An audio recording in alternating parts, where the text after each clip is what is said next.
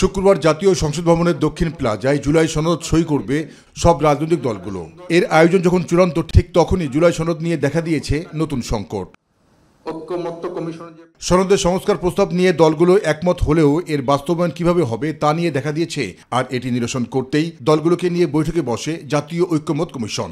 যদিও জাতীয় সনদ সমস্ত রকম তথ্য সম্বলিত হওয়ার পর প্রায় 40 পৃষ্ঠার মতো, সেক্ষেত্রে আমরা স্বাক্ষরের জন্য অঙ্গীকারনামার যে পাতাটি সেটি রাখবো, যাতে করে আপনারা স্বাক্ষর করতে পারেন এবং স্বাক্ষর করার পরে সেগুলো সন্নিবেশিত করা হবে।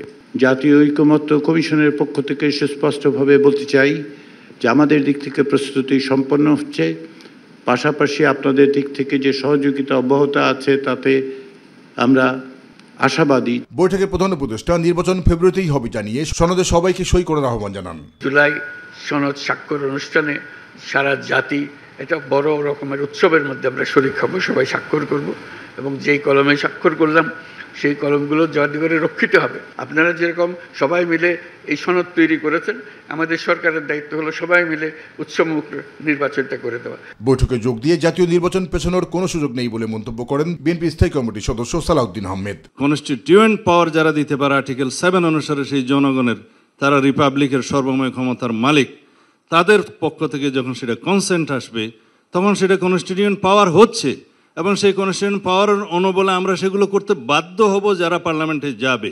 জুলাই সনদের বিষয়ে একমত হলেও বাস্তবায়ন নিয়ে ভিন্নমত প্রকাশ করেন বিভিন্ন রাজনৈতিক দলের নেতারা। একটা সুন্দর, সঠিক, গ্রহণযোগ্য, অন্তর্ভুক্তিমূলক এবং শতভাগ জনমতের প্রতিফলন যাতে ঘটতে পারে, এই ধরনের একটা সিস্টেমে নির্বাচন হওয়া দরকার বলে আমি মনে করি। জুলাই সনদ বাস্তবায়নের পথটাকে পরিষ্কার করে তারপরে আমরা সনদ স্বাক্ষর করার দিকে অগ্রসর হব।